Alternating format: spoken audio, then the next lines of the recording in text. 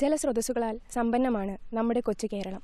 ചെറുതോടുകളും പുഴകളും കാട്ടരുവികളും നിറഞ്ഞ നമ്മുടെ മണ്ണിനെ തണ്ണീർത്തടങ്ങളും തടാകങ്ങളും സമ്പുഷ്ടമാക്കുന്നു.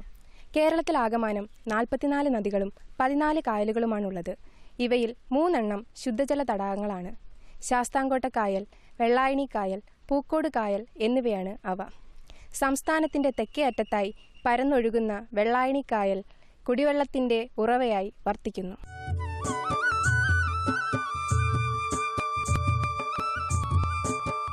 തലസ്ഥാന നഗരിയിൽ നിന്നും വളരെ ദൂരത്തല്ലാതെയാണ് വെള്ളായണി കായൽ സ്ഥിതി ചെയ്യുന്നത്.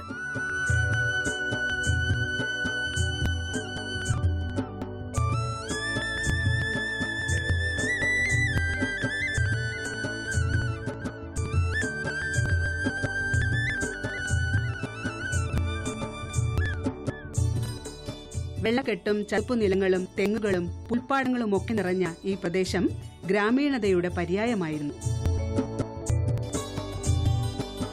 വെള്ളത്തിന്റെ അയണിയിൽ നിന്നാണത്രേ വെള്ളായണി എന്ന് സ്ഥലനാമ ചരിത്രത്തിൽ ഈ പ്രദേശം അടയാളപ്പെടുത്തിയിട്ടുള്ളത്. 64 കൈത്തോടുകളിൽ നിന്നുള്ള വെള്ളമാണ് കായലിന്റെ ജലസമ്പത്ത്.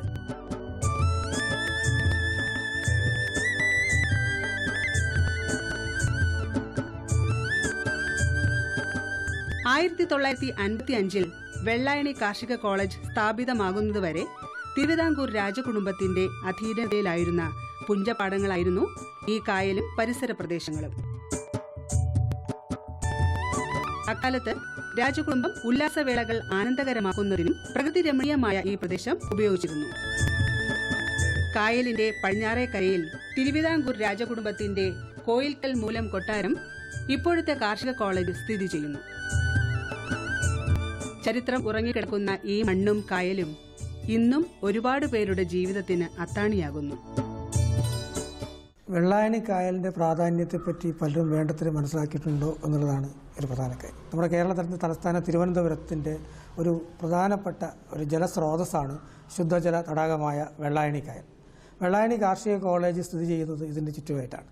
വെള്ളായണി കായലിൻ്റെ ചുറ്റുമായിട്ടാണ്, വെള്ളായണി കാർഷിക കോളേജിൻ്റെ ചുറ്റുമായിട്ടാണ് ഈ വെള്ളായണി കായൽ കിടക്കുന്നത്. ഈ കായലിന് വളരെയധികം പ്രാധാന്യമുണ്ട്. കാരണം ഒരുപാട് ആളുകളുടെ ജീവിത മാർഗമാണ് വെള്ളായണി ഈ ശുദ്ധജല തടാകം. ഇതിൽ നിന്ന് മത്സ്യബന്ധനം നടത്തി ഒരുപാട് ആളുകൾ, സാധാരണക്കാരായ പാവപ്പെട്ട ഒരുപാട് ആളുകൾ ഇത് ജീവിക്കും. നമുക്കറിയാമല്ലോ, എല്ലാ സ്ഥലങ്ങളിലും ജലദൗർലഭ്യം ഒരു വലിയ പ്രശ്നമായി വരുമ്പോൾ തിരുവനന്തപുരത്ത് ജനങ്ങളുടെ ഒരു പ്രധാന സ്രോതസ്സാണ് ഈ കായൽ. അതുകൊണ്ട് തന്നെ ഈ കായലിൻ്റെ സംരക്ഷണവും വികസനവും ഒരു പ്രധാനപ്പെട്ട ഒരു പരിപാടിയായിട്ട് നമുക്ക് ഗവൺമെൻറ്റിനായാലും കോളേജ് യൂണിവേഴ്സിറ്റി ആയാലും ഏറ്റെടുക്കേണ്ടതായിട്ടുണ്ട്. ശ്രീപത്മനാഭസ്വാമി ക്ഷേത്രത്തിലേക്ക് ആവശ്യമായ താമര വളർത്തലിന് ഇന്നും ഈ കായൽ ഉപയോഗിച്ചു വരുന്നു. വിടർന്നു നിൽക്കുന്ന താമരകളുള്ള വെള്ളായണി കായലിന്റെ സായാഹ്ന ദൃശ്യം ആരെയും ആകർഷിക്കും. വെള്ളായണി കായലിനെ ആശ്രയിച്ചുള്ള കൃഷിരീതിയാണ് കാർഷിക കോളേജിലും സമീപ പ്രദേശങ്ങളിലും നടന്നുവരുന്നത്.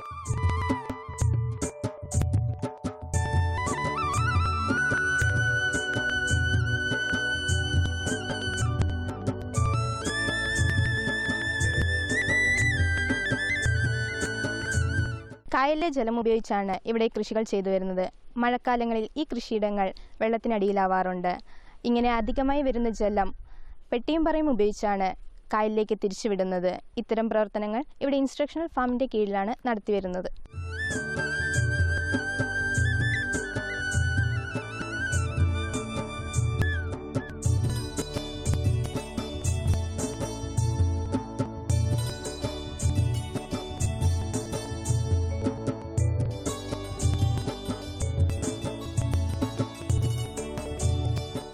കാലം തൊട്ടേ നമ്മളിവിടെ ഒരു പ്രധാന വിളയായിരുന്ന നെല്ല് ഈ കായൽ മുഴുവനും ഒരു സീസണിൽ വറ്റിച്ച് വെള്ളം മുഴുവനും തിരുവല്ല ആറ്റിലേക്ക് പമ്പ് ചെയ്ത് കളഞ്ഞതിന് ശേഷം ഈ കായലിലേക്ക് നമ്മൾ വിത്ത് വിതയ്ക്കുകയും നടുകയും ചെയ്ത് ഏതാണ്ട് ജനുവരി മുതൽ മാർച്ച് ഏപ്രിൽ മെയ് വരെയുള്ള കാലങ്ങളിൽ പല കൊയ്തെടുത്ത് നെൽകൃഷി ചെയ്തുകൊണ്ടിരുന്നൊരു കാലഘട്ടമായിരുന്നു. ഈ കായൽ ഇങ്ങനെ കിടക്കുമ്പോൾ അതിൽ മീൻ വളർത്താനുള്ള സാധ്യത കാണുകയും അതിന് അന്ന് തന്നെ പുതിയൊരു പദ്ധതി രൂപം കൊള്ളുകയും ചെയ്തു.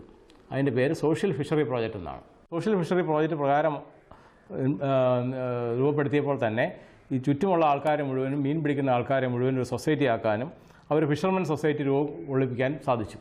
ആ ഫിഷർമെൻ സൊസൈറ്റിയുടെ ഭാഗമായിട്ട് ഇന്ന് കായലിൻ്റെ കരയിൽ ഒരു സൊസൈറ്റിയും ഒരു മീൻ വിൽക്കുന്ന ഔട്ട്ലെറ്റും ഇന്നുണ്ട്. അനിയന്ത്രിതമായി മീൻപിടുത്തം നടത്തിക്കൊണ്ടിരിക്കുമ്പോഴത്തേക്ക് കുഞ്ഞുങ്ങളെ തൊട്ട് വലുത് തൊട്ട് എല്ലാം പിടിച്ചെടുത്ത് കഴിയുമ്പോൾ മീനിൻ്റെ ലഭ്യത കുറയും. കരിമീൻ മറ്റ് മീനുകളൊക്കെ ഉണ്ടെങ്കിലും കരിമീൻ്റെ ലഭ്യത കുറയും, കരിമീൻ്റെ സ്റ്റോക്ക് കുറയും ചെയ്യുന്നതുകൊണ്ട് കരിമീൻ കുഞ്ഞുങ്ങളെ നിക്ഷേപിക്കുക ബുദ്ധിമുട്ടാണ്. അഡാക്ക് എന്ന് പറഞ്ഞ ഏജൻസി, അതായത് ഫിഷറീസ് ഡിപ്പാർട്ട്മെൻറ്റ് ഒരു ഏജൻസിയാണ് അഡാക്ക്, കാർഷിക കോളേജ് വെള്ളായണിയുമായിട്ടൊരു MOU എൻ്റർ ചെയ്തതിന് ശേഷം നമ്മളിന്ന് ഈ കായലിൻ്റെ തന്നെ ഞങ്ങളുടെ അധീനതയിലുള്ള കായലിൽ തന്നെ 5 ഹെക്ടർ സ്ഥലത്ത് നെറ്റടിച്ച് ഒരു ഫിഷ് സാഞ്ചുറി ഉണ്ടാക്കി. ഫിഷ് സാഞ്ചുറിയിൽ ഇന്നിപ്പോൾ ഏതാണ്ട് 20 ലക്ഷം മത്സ്യ കുഞ്ഞുങ്ങളെ നിക്ഷേപിച്ച് അതിനെ വളർത്തിയെടുത്ത് ഒരു പ്രത്യേക പ്രായമാകുമ്പോൾ മാത്രമേ മറ്റ് കായലിൻ്റെ പ്രധാന ഭാഗത്തേക്ക് അതിനെ തുറന്നു വിടുകയുള്ളൂ. അപ്പോൾ അത് പ്രകാരം ഫിഷ് സാഞ്ചുറി ഇന്ന് നിലവിലുണ്ട്. അത് കാരണം കരിമീൻ്റെ ലഭ്യത വളരെ കൂടിയിട്ടുണ്ട്. ഇപ്പോൾ വെള്ളായണി കായലിനെ നിലനിർത്തിക്കൊണ്ട് തന്നെ അതിൽ നിന്നും വരുമാന ലഭ്യത കൂടത്തക്ക രീതിയിലും കൃഷിക്കാർക്കും ചുറ്റുമുള്ള ആൾക്കാർക്കും പ്രയോജനപ്പെടുന്ന രീതിയിലുള്ള സംവിധാനങ്ങൾ ഒരുക്കാനുള്ള സാധ്യത ഇന്ന് ഉരുത്തിരിഞ്ഞിട്ടുണ്ട്. വെള്ളായണി കായലിന്റെ ജൈവ വൈവിധ്യവും സന്തുലിതാവസ്ഥയും നിലനിർത്തി കായൽ സംരക്ഷണവും മത്സ്യസമ്പത്ത് വർദ്ധിപ്പിച്ചുകൊണ്ട് കായലിനെ ആശ്രയിച്ച് ജീവിക്കുന്ന മത്സ്യത്തൊഴിലാളികളുടെ ആളോഹരി വരുമാനം വർദ്ധിപ്പിച്ച് ജീവിത നിലവാരം മെച്ചപ്പെടുത്തുവാൻ വേണ്ടി കേരള പരിസ്ഥിതി കാലാവസ്ഥാ വ്യതിയാന വകുപ്പിന്റെ സഹായത്തോടെ വെള്ളായണി കായൽ സുസ്ഥിര മത്സ്യോൽപാദനവും മത്സ്യത്തൊഴിലാളി ഉപജീവനം മെച്ചപ്പെടുത്തലും പദ്ധതി ജലകൃഷി വികസന ഏജൻസി അഡാക് നടപ്പിലാക്കി വരുന്നു. വെള്ളായണി കായൽ കരക്കാർക്ക് ഒരു ജീവനോപാധിയാണ്. ഈ കായലിനരികെയുള്ള മത്സ്യത്തൊഴിലാളി വികസന ക്ഷേമ സഹകരണ സംഘത്തെപ്പറ്റി സംഘം പ്രസിഡന്റ് ശ്രീ ബാബുക്കുട്ടൻ സാർ. നമ്മുടെ ഈ വെള്ളായണിക്കായൽ വർഷങ്ങൾക്ക് മുമ്പേ നിലകൊള്ളുകയാണ്. ഈ വെള്ളായണിക്കായലിൽ 2010 ഇങ്ങനെ ഒരു മത്സ്യത്തൊഴിലാളി സഹകരണ സംഘം രൂപീകരിക്കാൻ ആരംഭമായത്. അത് നമ്മുടെ അഡാക്ക് നമ്മുടെ വെള്ളായണിക്കായലിനെ സംരക്ഷിക്കാൻ വേണ്ടി ഒരു പദ്ധതിയുമായിട്ട് മുന്നോട്ട് വരികയും വെള്ളായണിക്കായലിൽ അതിനെ തുടർന്ന് തന്നെ വെള്ളായണിക്കായലിനെ സംരക്ഷിക്കുന്നതിൻ്റെ ഭാഗമായിട്ട് വെള്ളായണിക്കായൽ ഒരു പ്രോജക്റ്റുമായി മുന്നോട്ട് വരികയും അതിൻ്റെ ഭാഗമായി തന്നെ മത്സ്യ കൃഷിയെപ്പറ്റി നമ്മളെ പഠിപ്പിക്കുകയും നമുക്ക് ഒരു 65 ലക്ഷം രൂപ ഒരു പ്രോജക്റ്റ് അനുവദിച്ച് നമ്മുടെ മത്സ്യത്തൊഴിലാളിയെ സംരക്ഷിക്കുവാൻ വേണ്ടി അവരിവിടെ വിദേശ മത്സ്യങ്ങളെ നിക്ഷേപിക്കുകയും ചെയ്തു. അതിൻ്റെ ഭാഗമായിട്ട് നമ്മൾ സൊസൈറ്റി രൂപീകരിച്ചതിനെ തുടർന്ന് തന്നെ ഇവിടുത്തെ മത്സ്യത്തൊഴിലാളികൾക്ക് വേണ്ട ആവശ്യത്തിനുള്ള ഉപജീവന മാർഗത്തിനുള്ള എല്ലാ വഴികളും അതിൽ തന്നെ നമുക്ക് മുന്നോട്ട് കൊണ്ടുവരാൻ സാധിച്ചു. അങ്ങനെ ഈ മത്സ്യത്തൊഴിലാളി സഹകരണ സംഘം നല്ല രീതിയിൽ തന്നെ പ്രവർത്തിച്ച് പോവുകയാണ്.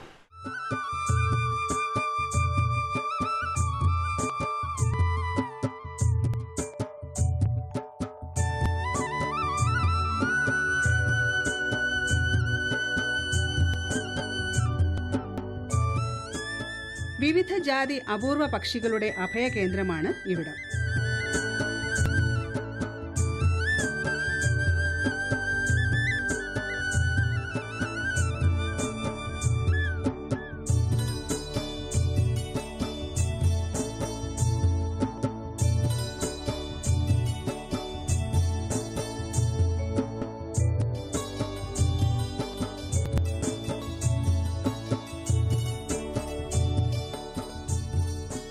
കായൽക്കരയിൽ സ്ഥിതി ചെയ്യുന്ന വാട്ടർ ട്രീറ്റ്മെന്റ് പ്ലാന്റ് ഈ വെള്ളം ഉപയോഗപ്രദമാക്കി മാറ്റുന്നു. വെള്ളായണി കായലിന്റെ ദൃശ്യചാരുത വഴിയാത്രക്കാരെ ഇവിടേക്ക് ആകർഷിക്കുന്നു.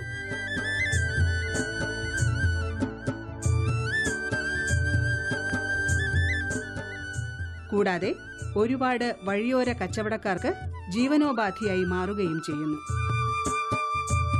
ഒരു കാലത്ത് ശുദ്ധജല തടാകമെന്ന് അറിയപ്പെട്ടിരുന്ന വെള്ളായണി കായൽ ഇന്ന് അതിന്റെ ഏതാണ്ട് 1/3 ഭാഗം നെൽകൃഷിക്ക് വേണ്ടി കായൽ നികത്തിയെടുക്കൽ പദ്ധതിയിലൂടെ വ്യക്തികളുടെ കൈവശമായിരിക്കുകയാണ്.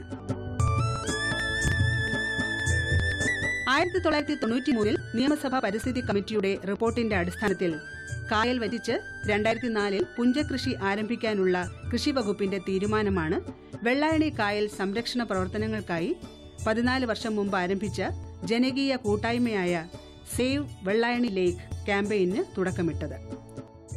വെള്ളായണി കായൽ പലതരം മലിനീകരണങ്ങൾക്ക് ഇരയാണ്.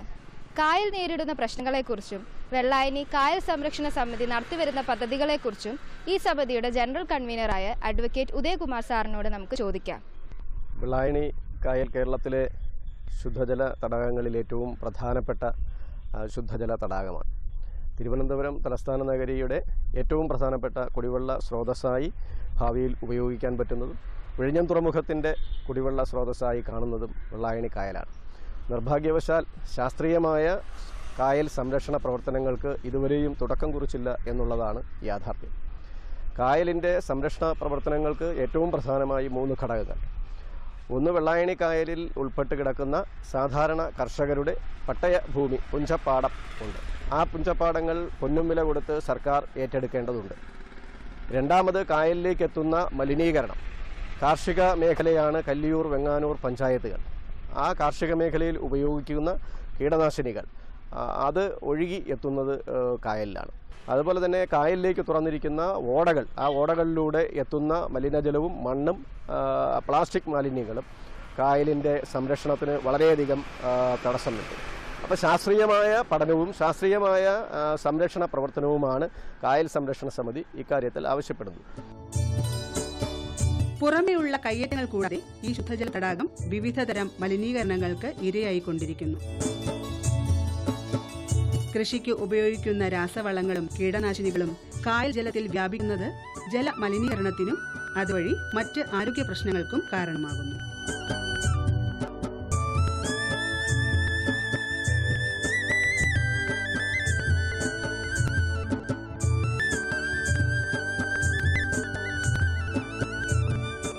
വെള്ളായണി കായലിനെ കുറിച്ച് നിരവധി ഗവേഷണങ്ങൾ വെള്ളായണി കാർഷിക കോളേജിലെ സോയിൽ സയൻസ് ഡിപ്പാർട്ട്മെന്റിൽ നടന്നു വരുന്നുണ്ട്. ഇതിൽ PhD ചെയ്ത കരമന റിസർച്ച് സെന്ററിലെ മീര മാം നമ്മോടൊപ്പമുണ്ട്. വെള്ളായണി കാർഷിക കോളേജിൽ മുൻപ് നടത്തിയ ഒരു പഠനത്തിൽ സൂചിപ്പിച്ചത് കായലിന്റെ വിവിധ പ്രദേശങ്ങളായ പാലപ്പൂർ, പള്ളിച്ചൽത്തോട്, റിസർവെയർ ബണ്ട്, ആറാട്ടുകടവ്, മണമുക്ക് എന്നീ പ്രദേശങ്ങളിൽ മാലിന്യം അധികമായിട്ടുള്ളത് ആയി കണ്ടെത്തി. മനുഷ്യന്റെ ദീർഘവീക്ഷണമില്ലാത്ത പ്രവർത്തനങ്ങളാണ് ഇതിന് പിന്നിൽ.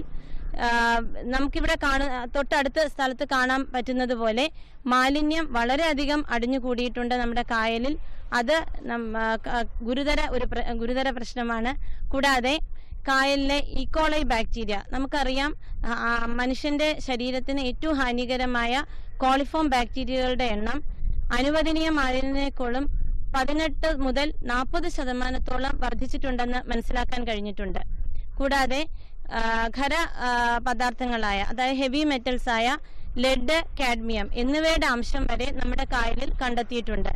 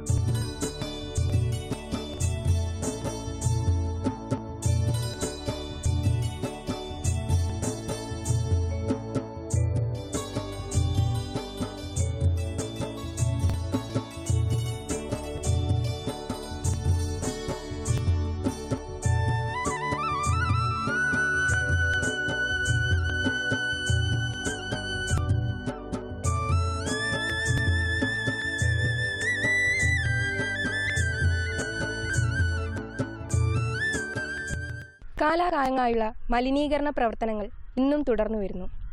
ടൂറിസത്തിന് വളരെയേറെ സാധ്യതയുള്ള ഈ കായലോരങ്ങളെ സംരക്ഷിക്കേണ്ടത് നമ്മുടെ കടമയാണ്. പ്രകൃതി നമുക്ക് തന്ന ഈ വരദാനത്തെ സ്വാർത്ഥ താല്പര്യങ്ങൾക്കായി നശിപ്പിക്കണമോ അതോ നിലനിർത്തണമോ?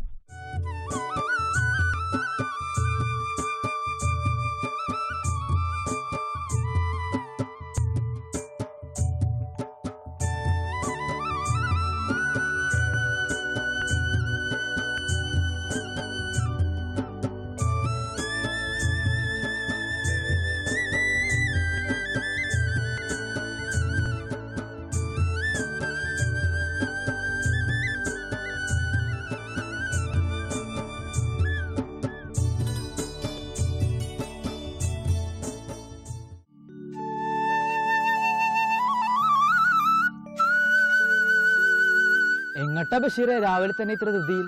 എന്ത് പറയാൻ എൻ്റെ ബാലേട്ടാ, കയ്യിലുള്ള നോട്ടിനൊന്നും ഇപ്പോൾ ഒരു വിലയില്ലല്ലോ. ബാങ്ക് വരെ ഒന്ന് പോവാണ്. ഇപ്പോൾ പോയാൽ റോട്ടിലെങ്കിലും ഒന്ന് ക്യൂ നിൽക്കാലോ. അജ്ജാതി തിരക്കല്ലേ ബാങ്കിൽ. അല്ല ബാലേട്ടൻ എങ്ങോട്ടാ? ഞാൻ നമ്മുടെ ഓഫീസർ സാറെ കാണുമെന്ന് പോവാ. ഇത്തിരി അത്യാവശ്യം ഉണ്ടായിരുന്നേ.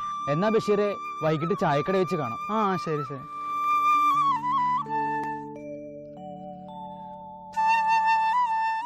അതെ, ഗ്യാസ് തീർന്നെന്ന് തോന്നുന്നു. ആ ബയോഗ്യാസ് കണക്ഷൻ ഒന്ന് ഓൺ ചെയ്യാമോ? ആ ഞാൻ നോക്കിയിട്ട് വരാം. പിന്നെ ആ ഫുഡ് വേസ്റ്റ് കൂടെ ഇങ്ങ് എടുത്തേക്ക്, ഞാനത് പ്ലാനിലിടാം. ആ ചീരത്തേക്ക് വെള്ളം ഒഴിക്കാൻ മറക്കണ്ട കേട്ടോ. ആ ഇതാര്? ബാലേട്ടനോ? ആ സാറേ, ഞാനൊരു കാര്യം ചോദിക്കാൻ വന്നതാ. എന്താ ബാലേട്ടത്? ഞാൻ എത്ര തവണ പറഞ്ഞു എന്നെ സാറേന്ന് വിളിക്കരുതെന്ന്. ഓ അതങ്ങ് ശീലമായി പോയി. അല്ലേലും ഇത്ര ഉയര വിദ്യാഭ്യാസമുള്ള ആൾക്കാരൊക്കെ ഞാൻ എങ്ങനെയാ പേരെടുത്ത് വിളിക്കുക? ഈ ബാലേട്ടൻ്റെ ഒരു കാര്യം. ബാലേട്ടൻ ചായ കുടിച്ചായിരുന്നോ? ചായ പോയിട്ട് വെള്ളം പോലും ഇറങ്ങുന്നില്ല കുഞ്ഞെ. തെങ്ങെല്ലാം വിളഞ്ഞു നിൽക്കുക. ആകെ കൂടിയുള്ള കുമാരനാണെങ്കിൽ ഇപ്പൊ മുഖ്യമന്ത്രിയേക്കാ പവറ. ഇന്നലെ ഞാൻ വിളിച്ചപ്പോൾ അവൻ പറയാ അവനിപ്പോൾ ഇതിനൊന്നും സമയമില്ല, ചേട്ടൻ വല്ല ബംഗാളികളെയും നോക്കാൻ. വരൂ ബാലേട്ടാ.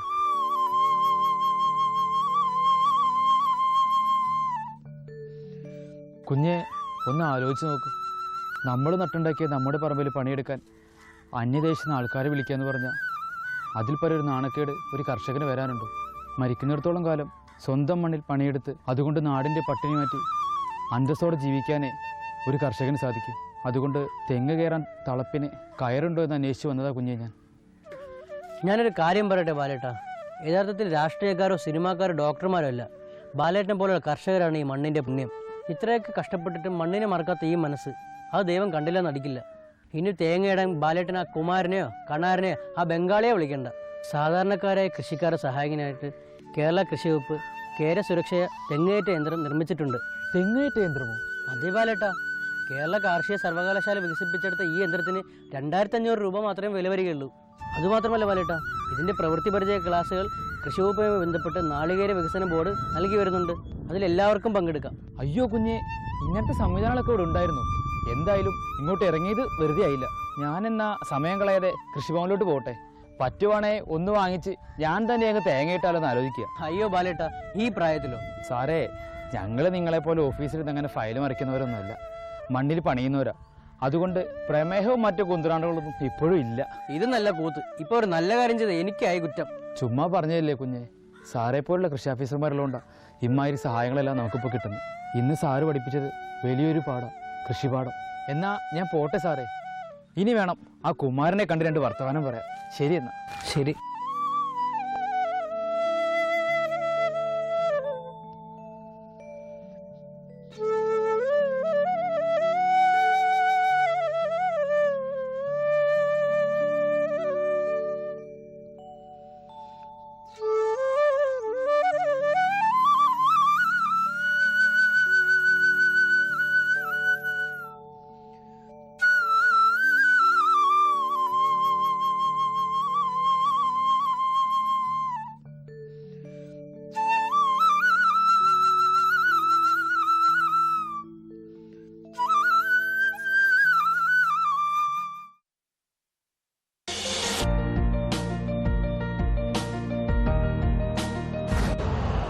यूरिया का स्वदेशी उत्पादन 70 लाख टन बढ़ाने के लिए 6 उर्वरक संयंत्रों का उद्धार किया जा रहा है।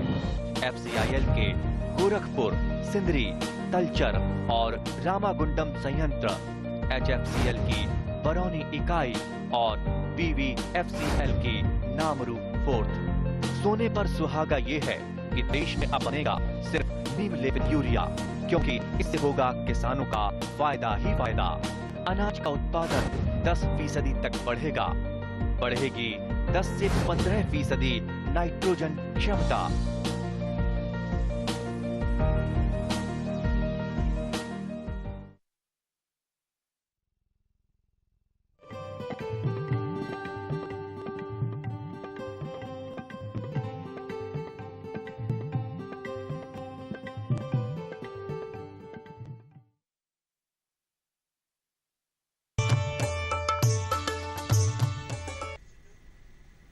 നമസ്കാരം. ദൂരദർശൻ കാർഷിക വാർത്തകളിലേക്ക് സ്വാഗതം.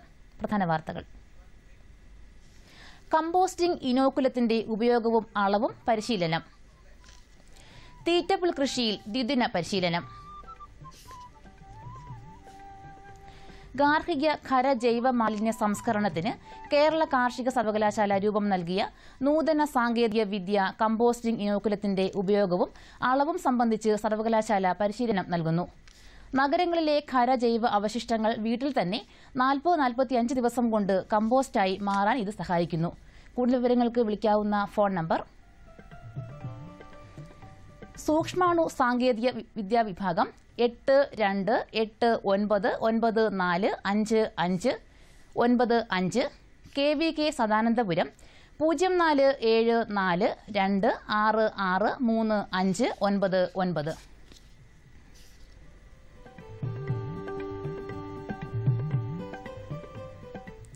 ഫാം ഇൻഫർമേഷൻ ബ്യൂറോ സംഘടിപ്പിച്ച കാർഷിക മാധ്യമ സംഗമം 2016 മാധ്യമ ശില്പശാലയും അവാർഡ് ദാനവും തിരുവനന്തപുരം കവടിയാറിൽ FIB ഓഫീസിൽ നടന്നു. കാർഷിക വികസന കർഷകക്ഷേമ വകുപ്പ് മന്ത്രി VS സുനിൽകുമാർ പരിപാടി ഉദ്ഘാടനം ചെയ്തു. K മുരളീധരൻ MLA അധ്യക്ഷം വഹിച്ചു. മാധ്യമ ശില്പശാലയിൽ ദൂരദർശനെ പ്രതിനിധീകരിച്ച് assistant director K Jyothish Kumar പങ്കെടുത്തു. അച്ചടി, ദൃശ്യ, ശ്രവ്യ മാധ്യമരംഗം കാർഷിക മേഖലയുണ്ടാക്കിയ വികസന പ്രവർത്തനങ്ങൾ ശില്പശാലയിൽ അവലോകനം ചെയ്തു. മാധ്യമപ്രവർത്തകരുടെ ഒരു വലിയ പങ്കാളിത്തം ഉണ്ടാകണം എന്ന ബോധ്യം വേണ്ടിയിട്ടാണ് നമുക്ക് സന്ദേശം എല്ലാവരും എത്തിക്കാൻ കഴിയണം. ഏതായാലും ഇന്നത്തെ ഈ സംഗമം നമ്മുടെ യങ് ജനറേഷനെ ഈ കൃഷിയിലേക്ക് ആകർഷിക്കാനുള്ള മാർഗങ്ങൾ എന്തൊക്കെയാണ്? നമ്മൾ സാധാരണ സെമിനാറുകളും സർക്കാർ പരിപാടികളൊക്കെ നടക്കാറുണ്ടെങ്കിലും പലപ്പോഴും ഞാൻ തന്നെ പറയുന്ന ഒരു കാര്യം ഉണ്ടായിരുന്നു. തന്ത്രം പോലെ നമുക്ക് ഉത്പാദനക്ഷമത കൂട്ടിയാൽ മാത്രം മതി. അതിന് നമ്മൾ എന്ത് മാർഗം ഉപയോഗിക്കും?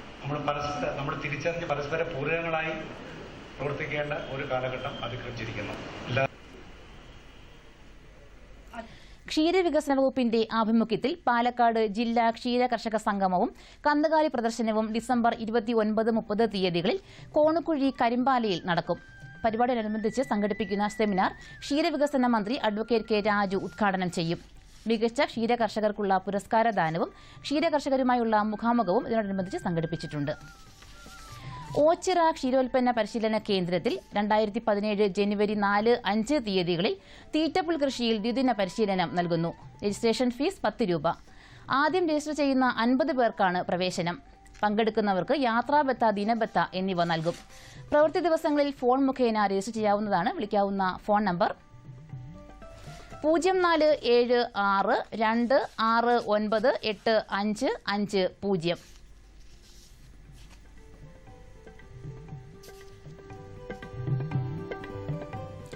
റബ്ബർ വിളവെടുപ്പ്, വിവിധ ഇനം ടാപ്പിംഗ് കത്തികളുടെ ഉപയോഗം, നൂതന ടാപ്പിംഗ് രീതികൾ, ഉത്തേജക ഔഷധ പ്രയോഗം എന്നിവ ഉൾക്കൊള്ളിച്ചുകൊണ്ടുള്ള ദ്വിദിന പരിശീലനം കോട്ടയം റബ്ബർ ട്രെയിനിംഗ് ഇൻസ്റ്റിറ്റ്യൂട്ടിൽ നടത്തുന്നു. ജനുവരി 17-18 തീയതികളിലാണ് പരിശീലനം. പട്ടികജാതി പട്ടികവർഗത്തിൽപ്പെടുന്നവർക്ക് ജാതി സർട്ടിഫിക്കറ്റ് ഹാജരാക്കുന്ന പക്ഷം 50% ഫീസ് ഇളവ് ലഭിക്കും. റബ്ബർ ഉൽപാദക സംഘങ്ങളിൽ അംഗങ്ങളായവർക്ക് അംഗത്വ സർട്ടിഫിക്കറ്റ് ഹാജരാക്കിയാൽ 25% ഫീസ് ഇളവ് നൽകുന്നതാണ്. വിളിക്കാവുന്ന ഫോൺ നമ്പർ 0481235368. മറ്റൊരു നമ്പർ 048123533127.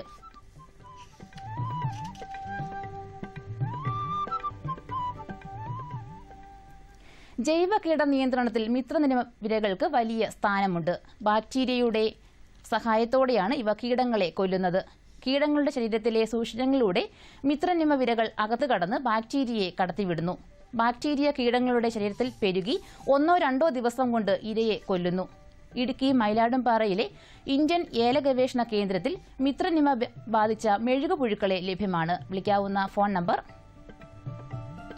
048682362263.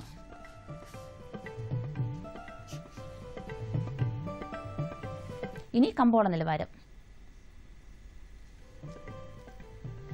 വെളിച്ചെണ്ണ കൊച്ചി 10,800 രൂപ, വെളിച്ചെണ്ണ കോഴിക്കോട് 10,900 രൂപ, വെളിച്ചെണ്ണ തൃശൂർ 10,700 രൂപ, കൊപ്ര കൊച്ചി 7,260 രൂപ, കൊപ്ര കോഴിക്കോട് 7,500 രൂപ, കൊപ്ര തൃശൂർ 7,270 രൂപ, കുരുമുളക് അൺഗാർബിൾഡ് 66,100 രൂപ, കുരുമുളക് ഗാർബിൾഡ് 69,100 രൂപ, ചുക്ക് മീഡിയം 13,500 രൂപ, ചുക്ക് ബെസ്റ്റ് 14,500 രൂപ, മഞ്ഞൾ സേലം 9,500 രൂപ, മഞ്ഞൾ ഈറോഡ് 10,000 രൂപ, കൊച്ചി റബ്ബർ RSS 5ാം ഗ്രേഡ് 12,700 രൂപ, റബ്ബർ RSS 4ാം ഗ്രേഡ് 13,550 രൂപ, കോട്ടയം റബ്ബർ RSS 5ാം ഗ്രേഡ് 12,700 രൂപ, റബ്ബർ RSS 4ാം ഗ്രേഡ് 13,575 രൂപ. കമ്പോള നിലവാരം കൊച്ചി. വെളിച്ചെണ്ണ 10,800 രൂപ, കൊപ്ര 7,260 രൂപ, പിണ്ണാക്ക് എക്സ്പെല്ലർ 2,000 രൂപ, പിണ്ണാക്ക് റോട്ടറി 2,500 രൂപ, കുരുമുളക് അൺഗാർബിൾഡ് 66,100 രൂപ, കുരുമുളക് ഗാർബിൾഡ് 69,100 രൂപ, ചുക്ക് മീഡിയം 13,500 രൂപ, ചുക്ക് ബെസ്റ്റ് 14,500 രൂപ, മഞ്ഞൾ നാടൻ 11,500 രൂപ, അടയ്ക്ക പുതിയത് 17,000 രൂപ മുതൽ 18,000 രൂപ വരെ, ജാതിക്ക തൊണ്ടൻ കിലോഗ്രാമിന് 225 രൂപ മുതൽ 245 രൂപ വരെ, ജാതിക്ക തൊണ്ടില്ലാത്തത് 425 മുതൽ 450 രൂപ വരെ, ജാതിപത്രി 500 മുതൽ 875 രൂപ വരെ, ഗ്രാമ്പു 795 രൂപ. റബ്ബർ RSS 5ാം ഗ്രേഡ് 12,700 രൂപ, റബ്ബർ RSS 4ാം ഗ്രേഡ് 13,550 രൂപ, ഒട്ടുപാൽ 9,100 രൂപ, ലാറ്റക്സ് 8,500 രൂപ. കമ്പോള അവലോകനം. രാജ്യാന്തര കുരുമുളക് വിപണി ഇനി പുതുവത്സരാഘോഷങ്ങൾക്ക് ശേഷമേ സജീവമാകൂ. ടെർമിനൽ മാർക്കറ്റിൽ വാങ്ങൽ താൽപര്യം കുറഞ്ഞതിനാൽ നിരക്ക് താഴ്ത്താനുള്ള ശ്രമത്തിലാണ് ഒരു വിഭാഗം വ്യാപാരികൾ. വിളവെടുപ്പ് പുരോഗമിക്കുന്നതിനാൽ ജനുവരിയിൽ പുതിയ മുളക് വരവ് ശക്തിയാർജിക്കും. മുഖ്യവിപണികളിൽ അൺഗാർബിൾഡ് കുരുമുളക് കിലോ 661 രൂപയിലാണ്. വൻകിട ടയർ കമ്പനികൾ ന്യൂ ഇയർ ആഘോഷങ്ങളിലേക്ക് തിരിഞ്ഞതിനാൽ റബ്ബർ മാർക്കറ്റ് നിർജീവമാണ്. വ്യാവസായിക ഡിമാൻഡ് മങ്ങിയത് കണക്കിലെടുത്ത് കർഷകർ ഷീറ്റ് നീക്കം നിയന്ത്രിച്ചു. നാളികേര ഉൽപ്പന്നങ്ങളുടെ വിലയിൽ നേരിയ വർധന. ഓയിൽ മില്ലുകളിൽ നിന്നുള്ള വെളിച്ചെണ്ണ നീക്കം കുറഞ്ഞതിനാൽ കൊച്ചിയിൽ എണ്ണവില കയറി. വണ്ടൻമേട്ടിൽ ഇന്ന് നടന്ന ഏലക്ക ലേലത്തിൽ മികച്ച ഇനങ്ങൾ കിലോ 1,410 രൂപയിൽ കൈമാറി. ലേലത്തിന് വന്ന 13,248 കിലോ ചരക്ക് പൂർണ്ണമായി ലേലം കൊണ്ടത് വിപണിയിലെ ചരക്ക് ക്ഷാമം വ്യക്തമാക്കി. ശരാശരി ഇനങ്ങൾ കിലോ 1,210 രൂപയിലാണ്. ഇനി കാലാവസ്ഥ. കണ്ണൂർ കൂടിയ താപനില 35.5 ഡിഗ്രി സെൽഷ്യസ്, കുറഞ്ഞ താപനില 21.8 degree Celsius. Kozhikode 34.1 23, Kochi 33.9 23.1, Alappuzha 36 25.7, Punalur 35.3 23.5, Thiruvananthapuram 33.4 25.2 degree Celsius. കാർഷിക വാർത്തകൾ സമാപിച്ചു. നമസ്കാരം.